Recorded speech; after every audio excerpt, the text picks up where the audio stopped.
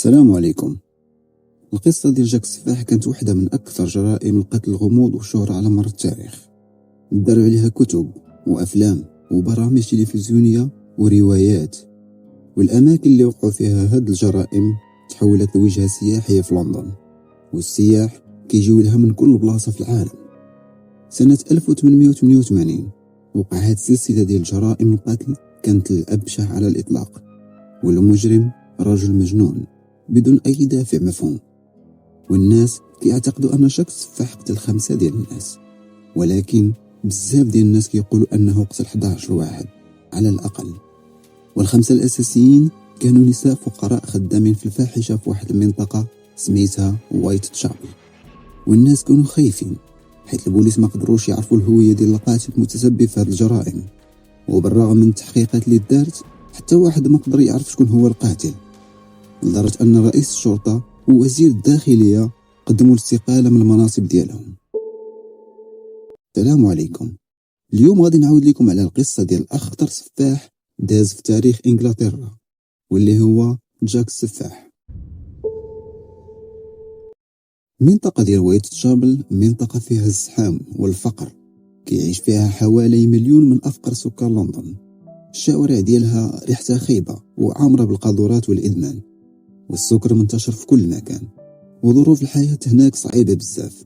وبزاف ديال النساء في وايت تشابل مشاو للفاحشة بسبب الفقر. واحدة من الضحايا كان سميتها ماري نيكولز، أول ضحية من ضحايا القاتل المتسلسل جاك السفاح. ماري نيكولز كانت كتخدم في الديور في لندن، ولكن بسبب الإدمان ديالها على الكحول ما كانتش كتقدر تطول في الخدمة. من بعد ما جروا عليها من آخر خدمة مشات سكنات في سكن مشترك خاص بالفقراء. ولكن من بعد مدة من السكن ديالها في ديك البلاصة، وبالتحديد نهار 30/8/1888، ماري كانت كدوز بواحد الليلة صعيبة وما كانتش قادرة توفر الفلوس باش تخلص الكرا. وهذا علاش ما 11 ديال الليل خرجت تتمشى في شوارع وايت تشابل باش تدبر على الفلوس اللي تخلص بهم الكرا. الصديقة ديالها إيلين هولاند ملي شافتها في الشارع حاولت تقنعها باش ترجع معها للدار، حيث الوقت كان معطل والساعة كانت داخل على 2 ديال الليل.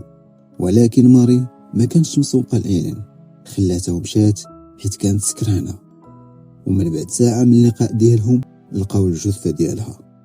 وباش أن وحدة كانت خدامة في الفاحشة وتقتلات في وايت تشابل ما كانت شي حاجة مهمة، كان الأهم هي الطريقة اللي تقتلات بها ماري. الرقبة ديالتها كانت مذبوحة بالكامل وكرشها كانت مفتوحة، والأحشاء ديالها كانت خارجة من كرشها. وما كانتش مجرد جريمة قتل عادية، بل أنها كانت جريمة قتل وتشويه. في نهار 8 في شهر 9 1888، من بعد سيمانة من الجريمة الأولى، لقاو جثة ثانية لوحدة سميتها آني تشامبمان. وآني تشامبمان كانت بحال ماري في بزاف ديال الأمور، كانت مدمنة على الكحول وكانت عايشة في سكن مشترك، وكانت حتى هي خدامة في الفاحشة، وكانت مقتولة بنفس الطريقة. ولكن هاد المرة المجرم خدا الأحشاء ديالها وحط شوية على كتفها اليمين وشوية على كتفها اليسار. الطب الشرعي من يشرح الجثة لقاها ناقصة واحد الجزء من الأعضاء ديالها، وعلى ما يبدو أن القاتل خداه معاه كتذكار.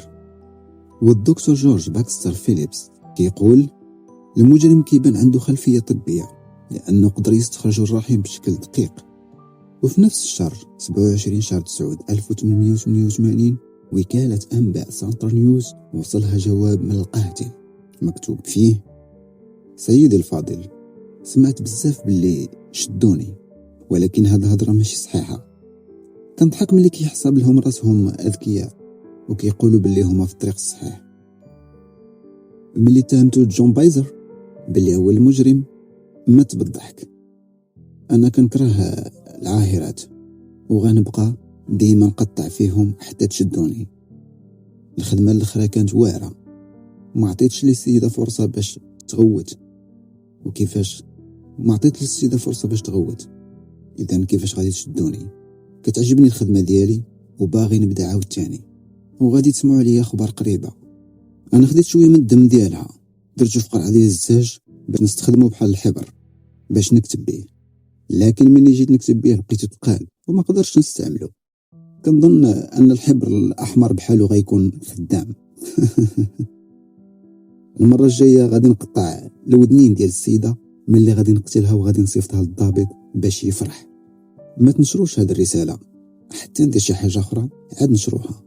الموس ديالي زوين وحامي وبغيت نخدم دابا إلا جاتني الفرصة. حد سعيد، تحياتي جاك السفاح. ما غاديش نتقلق إلا سميتوني بهذا الاسم، كيقولوا باللي وليت طبيب. وفعلا الرسالة ما تنشرات إلا في 1 أكتوبر، وبالرغم من أن الناس بزاف كيقولوا أن هذه الرسالة مغشوشة وأن الصحافيين هم اللي نشروها باش يروجوا ويبيعوا الجرائد ديالهم، ولكن بعد ما تنشرات والناس شافوه بقى محفور في الذاكرة ديالهم. ومن ذاك الوقت المجرم ديال وايت تشابل ولا سميتو جاك السفاح. من بعد 3 أيام من موضوع الرسالة، في الساعات الأولى من 30 شهر تسعود 1888 وقعت الجريمة الثالثة، ولكن هاد المرة القاتل ما ضربش مرة واحدة، قتل 2 في نفس الوقت. كان واحد السائق ديال الكوتشي سميتو لوي ديموتشز غادي بالكوتشي ديالو في شوارع وايت تشابل. شاف شي حاجة غريبة في زنقة مضيقة ومظلمة، وفي الوقت اللي نزل من الكوتشي ديالو دخل الزنقة باش يتأكد من داكشي اللي شاف، ولقاها الجثة ديال الضحية الثالثة واللي هي إليزابيث ستريت. ولكن على عكس الضحايا الآخرين هذه ما كانش مشوهة، كانت مذبوحة والرقبة ديالتها دايزة بالدم والجسم ديالها كان باقي دافي. وهذا الشيء كيعني بأن القاتل عاد قتلها قبل ما يجي الوعي، وصوت الكوتشي كيتسمع من بعيد، وهذا الشيء اللي ما خلاش القاتل يقتلها على راحته. وكيبان باللي هذه الجريمة مرضاش الغرور ديالو. ولكن من بعد 1 و4 ساعات من اكتشاف الجثة الأولى لقاو جثة أخرى على بعد 1.5 كيلومتر من الجثة الأولى، وفي منطقة ميدرميتر لقاو الجثة ديال كاثرين إيدوز، وبحال الضحايا اللي فاتوا قبل منها كانت مذبوحة وكرشها محلولة والأحشاء ديالها خارجة من الجسم. ولكن هاد المرة حيدوا لها الكلية ديال اليسر ومعظم الرحم ديالها.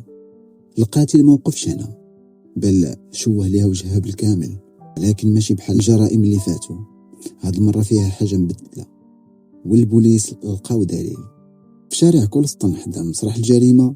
البوليس لقاو الماريوليت ديال كاثرين إيدوز عامرة بالدم، وكان مكتوب على الحيط اللي حداها الرسالة كتقول أن واحد يهودي هو سبب هاد الجرائم، ولكن ما معروفش واش القاتل هو اللي كتب هاد الجملة ولا كانت صدفة. شوارع وايت تشابل في هاد الوقت كانت عامرة بالكتابات على الحائط، وبدات أعمال الشغب ضد اليهود. وباش القضية ما تكبرش، ضابط الشرطة تشارلز وارن عطى أمر باش هاد الكتابات تمسح قبل الفجر. ونهار 1/10/1888 البوليس جاتهم رسالة من واحد كيقول أنه هو جاك السفاح، والكتابة ديالو كتشبه الكتابة ديال الرسالة اللي فاتت، وكان مكتوب فيها: سيدي الفاضل، أنا ما كنتش كنضحك ملي قلت لكم غادي تسمعوا لي أخبار قريبة. الأولى غوتات شوية، هذا علاش ما درتش اللي كنت باغي ندير. ما كانش عندي الوقت باش نحيد لها ودنيها باش نصيفط عليكم، وكنشكركم حيت ما نشرتوش الخبر حتى نرجع نخدم كيف ما قلت لكم. تحياتي جاك السفاح. من بعد 2 سيمانات البوليس ما خلاو حتى منطقة إلا وقلبوها، ولكن ما لقاو والو. وفي 16 أكتوبر سنة 1888 جورج لاسك رئيس لجنة وايت تشابل للمراقبة، واللي كان معاه مجموعة ديال المتطوعين كيعاونوا البوليس، جاته واحد الرسالة في كرتونة صغيرة، واحد الجواب نص كلية بشرية مخبية، وعنوان الرسالة من الجحيم. والنص ديال الرسالة مكتوب فيه: سيد لاسك، صيفط لك نص كلية اللي خديتها من واحد السيدة وخبيتها لك، والنص الثاني قليتو وكليتو وكانت بنينة، وإلا صبرتي شوية غادي نصيفط لك الموس باش قتلتها. يمضى تشدني إلى قدرتي. بالرغم من أن التقارير قالت أن الكلية كتشبه فعلا الكلية اللي تخدات من كاثرين إيدوز، وما يمكنش ليهم يتأكدوا من هذه الهضرة حيث ما كايناش تحاليل ديال الحمض النووي. كيقولوا هذا غير مقلب داروا فيهم الطريب ديال الطب. ومن بعد مرور 3 ديال السيمانات تقريبا لقاو آخر ضحية ديال جاك السفاح، وهذه المرة كان عمرها صغير على الآخرين، كان عندها 25 سنة عكس الآخرين اللي فاتوا أغلبهم كان عندهم 40 عام. والمشترك بينه وبينهم أن ماري جين كيلي كانت خدامة في الفاحشة، والاختلاف هذه المرة أن الضحايا تقتلوا في الشارع وتشوهوا بسرعة، ولكن هذه الضحية تقتلت وسط الدار اللي كرياها وساكنة فيها. وهذا الشيء اللي خلى القاتل ياخذ راحته، حيث حتى شي واحد ما كانش شافه. آخر واحد كان شاف كيلي قبل ما تقتل كان واحد سميتو جورج هاتشنسون، ملي شافها مع 2 ديال الليل جات تسلف منه 6 ديال القروش. جورج جاوبها وقال لها باللي ما عندوش وخلاته ومشات. من بعد شافها جورج كتكلم مع واحد السيد غريب، شداتو من يدو وداتو للشارع اللي ساكنه فيه. جورج وصف الراجل باللي نقي وانيق وبين فيه لاباس عليه، كان لابس مونطو طويل مزين بالريج وصباط من الجلد كحل ومعلق سلسله ديال الذهب. وهذا الوصف كيقولوا باللي كيأكد ان القاتل كان واحد الشخص ثري. وفي النهار الثاني لقاو جثه اخرى ومن العماره جون ماكارتي صيفط المساعد ديالو اللي هو توم بوير باش ياخذ الفلوس ديال الكرا. ومع 10:45 ديال الصباح توماس دق الباب ديالها، ولكن حتى واحد ما جاوبو. توماس دخلو الشك، طلب من واحد الشرجم كانت هي سداه بطرف ديال التوب، وطلب من الجهه المهرسه قالت ليه الجثه ديالها فوق الناموسيه ومشوهه بشكل كبير. مشى كيجري قالها للبوليس، ومن العماره من اللي حققوا معاه قال لهم المنظر اللي شفتو ما عمره غيتحيد لي من الذاكره ديالي. هادشي اللي شفتو دارو شيطان ماشي انسان. والجثه ديال كيلي كانت فوق الناموسيه ورقبتها مقطعه حتى الفقرات، وجهها مشوه لدرجه حتى واحد ما غادي يعرفها، وبحال اللي قبل منها كشها كانت محلوله وكانت كل الاعضاء الداخليه ديالها محيده. لكن اللي مختلف ان القلب ديالها ما كانش موجود. وخا الجرائد كانت كتقول باللي جاك السفاح عنده خلفيه طبيه، ولكن توماس بوند قال لهم العكس وخلى المشاكل بالباحثين. الضحيه جين كيلي هي الاخيره لجاك السفاح، وكل الافتراضات كتقول ان الجرائم سالت حيث مات او هاجر برا لندن. جرائم جاك السفاح حطت بوليس لندن في ورطه كبيره. هاد النوع ديال الجرائم ما كانش عندهم خبره في التعامل معاه، والمحققين اللي خدموا في هذه القضيه ما كانوش كيلقاو اي ادله وراء المجرم. لكن هاد الجرائم كانت في اخطر الاماكن في لندن في هذه الفتره، وعدم الثقه اللي كان بين سكان وايت تشاول والبوليس عطلات التحقيقات. من غير مئات الرسائل اللي وصلت للبوليس والصحافه من ناس كيدعيوا انهم جاك السفاح، لكن الاغلب ديالهم غير ناس كيكذبوا ولا صحفيين كيروجوا الجرائد ديالهم. في الاول البوليس كانوا شاكين ان سبب هاد الجرائم العصابات اللي خدامه في المنطقه. يمكن المجرمين داروا هاد الشيء هذا غير باش يخوفوا الدريات، حيت ما كانوش كيسمعوا الهضره ديالهم، وخصوصا انه وقعت واحد الجريمه قبل بشهر من جرائم جاك السفاح، وبالضبط نهار 4 فبراير 1888. إيما سميث وهي غاده في الشارع شي واحد هجم عليها وضربها في وجهها وقطع عليها شويه من ودنها، وبزاف كيقولوا هذه هي الضحيه الاولى ديال جاك السفاح. ولكن هذه القضيه بعيده شويه، وملي سولوها قالت لهم هجم عليا 3 ديال الاشخاص ماشي واحد. على قبل هذا الشيء البوليس تخلى على فكره ان شي عصابه هي اللي كدير هاد الجرائم، وبداو كيركزوا على مجرم خدام بوحده. والسير ميلفل ماكنتون رئيس التحقيقات سنه 1903 حصر المشتبه فيهم في 3 ديال الاسماء، لكن الاكثريه ديال الناس ما اقتنعوش بهاد 3. المواصفات ديال المجرم كانت كتنطبق على بزاف ديال الاشخاص، وهذا الشيء علاش غادي نقدم لكم قائمه من اهم المشتبه فيهم اللي من الممكن يكونوا جاك السفاح. البوليس وهما كيحققوا في هاد الجرائم بداو كيسمعوا الاسم ديال جون بايسر كيتردد بين الناس. جون هو رجل يهودي بولندي كيصنع الاحذيه في منطقه وايت تشاول، والسكان المحليين كيقولوا انه كان كيقطع الطريق على النساء اللي كيخدموا في الفاحشه وكيطلب منهم الفلوس، وملي كيرفضوا كيهددهم انه غادي يقتلهم. وهذا هو جون نفسه اللي تذكر في الرساله الاولى. واخا مواصفات جون كتشبه مواصفات القاتل، ولكن عنده دليل باللي كان في 2 بلايص مختلفين في ذوك الليلات. على قبل هادشي الشرطه استبعدوه من التحقيق.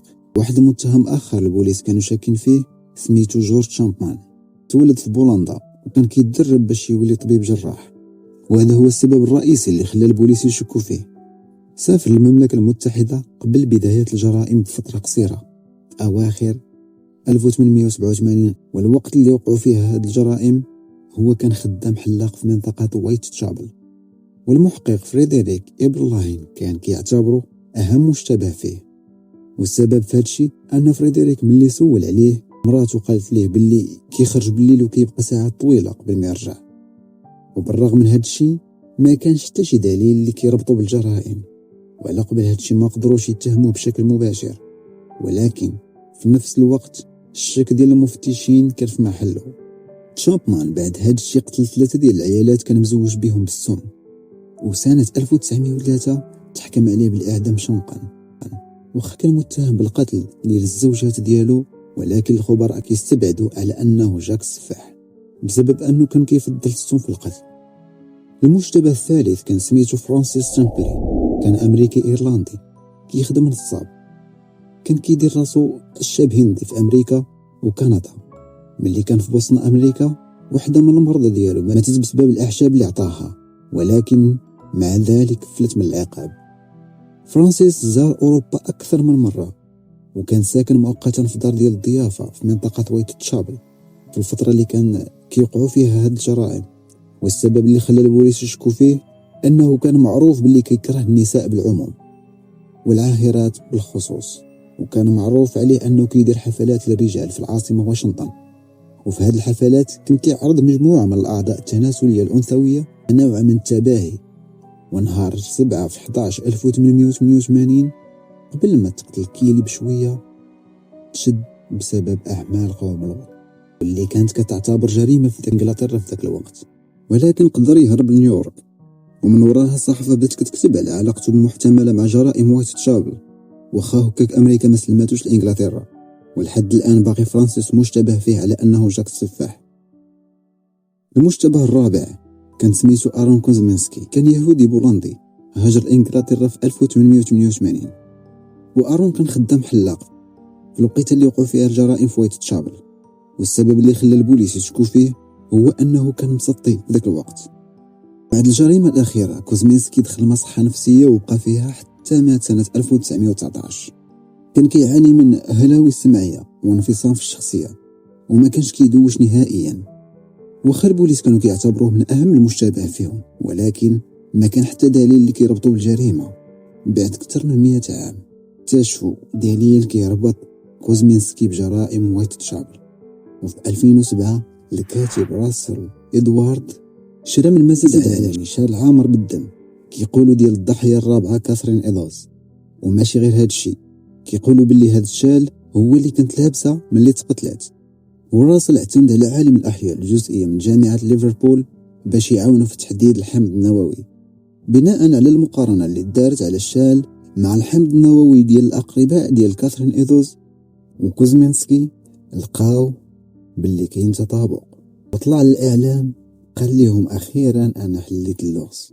ولكن المشكلة أن عالم الأحياء دار غلطة صغيرة، والطفرة اللي حدد عليها على أنه كاين تطابق هي طفرة موجودة كاينة عند 1 من كل 290 ألف إنسان. وبما أنه كاين تطابق في احتمال أن 1 من كل 290 ألف إنسان أوروبي ما يكونش آرون، كان احتمال ضعيف جدا. هذا الشيء علاش راسل كان كيظن أنهم سدوا القضية. ولكن المشكلة أن الطفرة كانت مختلفة كليا، كاين عند 99% من الأوروبيين، يعني أن الحمض النووي اللي على الشال ممكن يكون لأي شخص من غير آرون. المشتبه الخامس كان سميتو مونتيغيو جونسون، كان محامي وكان عنده ولاد عمو خدامين أطباء. كيتقال بلي مونتيغيو كان مهتم بالجراحة بشكل عام، وهذا كيتعتبر أهم سبب اللي خلى البوليس يشكو فيه. بالإضافة أنه كان ساكن مع ولد عمو اللي كان خدام طبيب في المنطقة اللي وقعوا فيها هاد الجرائم. ومن غير هاد الشيء قبل الجريمة الأولى بشهر تقريبا الأم ديالو تسطات ودخلت مستشفى الأمراض العقلية، وهو براسو لقاو المذكرات ديالو كان كاتب فيها أنه خايف ليتسطى بحال الأم ديالو. سير ميلفل ماكنتون قال في التقرير ديالو أن عائلته كانت شاكة فيه أنه جاك السفاح، بالخصوص من بعد آخر ضحية. لقاو الجثة ديالو كتعوم فوق نهر التايمز في 3 ديسمبر 1888، اللي زاد الشك أكثر أن الجرائم وقفات. والمشتبه السادس سميتو جوزيف بارنيت، كان كيعيش مع ماري جين كيلي الضحية الأخيرة واللي كيقولوا باللي كان كيبغيها وبغى يتزوج بها. وهذا الشيء علاش مرة من المرات سولوه عليها قال لهم مراتي، مع أنها غير ساكنة معاه وماشي مراته. جوزيف كان كيكره الخدمة ديال كيلي، وكان ديما كيجتهد في الخدمة ديالو باش يوفر الفلوس اللي تكفيهم بجوج باش هي بلا ما تخدم. قال مرة من المرات أن كيلي ما كانش كتخدم هاد الخدمة وهي ساكنة معاه، وما كانش كيخليها تمشي تخدم. وبزاف ديال الناس كيشكوا أن جوزيف دار هاد الجرائم غير باش يخلع كيلي وما يخليهاش تهبط للشارع. وبالفعل هاد الشيء اللي وقع. كيلي من أول جريمة ما بقاش كتخدم هاد الخدمة، لكن ملي جوزيف خرج من الخدمة الفلوس ديالهم سالاو، ورجعات كيلي تخدم على قبل المصاريف. في الأخير وقعوا بيناتهم مشاكل كبيرة لدرجة أن الشرجم تشرس، وهذا هو الشرجم اللي طلب منه توماس يوم الجريمة باش يشوف الجثة ديالها. بعد هاد المضاربة الكبيرة جوزيف خرج من الدار، ومن بعد 10 أيام تقتلات كيلي. في مسرح الجريمة كيبين باللي كيلي تقتلات وهي ناعسة وحوايجها محيدين ومحطوطين حداها فوق الناموسية، وكانت لابسة حوايج ناعس، والغرفة ما كانتش فيها أي آثار للهجوم. وهذا الشيء علاش الناس كيقولوا أن اللي قتلها كان معها في الغرفة قبل ما تنعس، من غير أن كيلي كانت آخر ضحية والجرائم وقفت من وراها. إلا كان جوزيف هو القاتل وكان كيقتل فعلا باش يخوفها من هذه الخدمة وتجلس في الدار، ولكن يوم من الأيام تسطى وفقد الأعصاب ديالو وقتلها هي براسها. إذن في هذه الحالة ما بقى عنده حتى شي دافع باش يقتل حتى شي حد آخر. وحتى اليوم اللغز ديال جاك السفاح ما تحلش، حتى شي حد ما قدر يحلو. واش كان واحد من دوك اللي مشكوك فيهم؟ واش كان البوليس كنقربوا يشدوه بالفعل؟ ومن هنا كنوصلوا لنهاية القصة، ونشوفكم إن شاء الله في قصة جديدة. تحياتي والسلام عليكم.